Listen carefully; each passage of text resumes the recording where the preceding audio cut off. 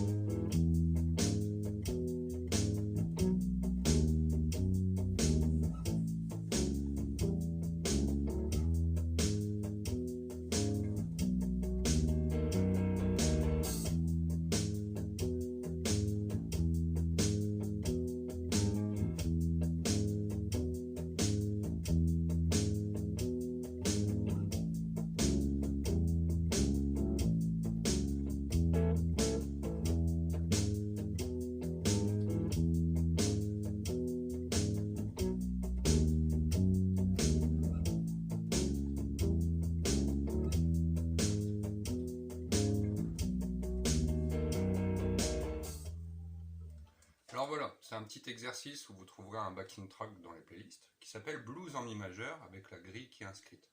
Alors tout ça pour faire un tout petit topo sur l'accompagnement au niveau des lignes de basse quand on doit suivre certains accords. Là on est sur des accords majeurs et au niveau de la basse, je vais suivre à chaque fois toujours le même tracé. C'est-à-dire que je vais utiliser ma fondamentale. Pour l'exemple, je vais prendre une fondamentale en mi. Alors le mi en 7e case, corde de la.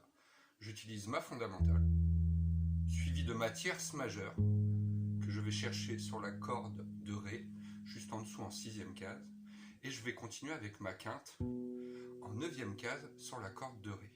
Alors j'utilise ce doigté-là, on pourra en trouver d'autres pour les accords majeurs, qui est vraiment le doigté, je dirais, le plus en position. On n'a pas besoin de déplacer sa main. Donc je vous remets l'exemple, la fondamentale, la tierce majeure, la quinte juste, et je reviens sur la tierce, pour recommencer. Tierce, quinte, tierce. Au niveau des temps, ça me fait 4 temps, c'est parfait. 1, 2, 3, 4. 1, 2, 3, 4. Alors, sur cette grille, bien entendu, je vais utiliser les accords de 3 sons. On parlera des septièmes de dominante et des septièmes majeurs dans une autre vidéo. Mais c'est très simple, il suffit de fonctionner en fonction des fondamentales qu'on va généralement trouver au début sur la corde de La ou sur la corde de Mi. Ici les fondamentales, le Mi 7e case, corde de La. Après, pour le 4e degré, fondamental le La 5e case, corde de Mi.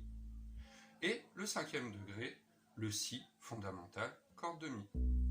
Voilà, exercez-vous bien et n'hésitez pas si besoin.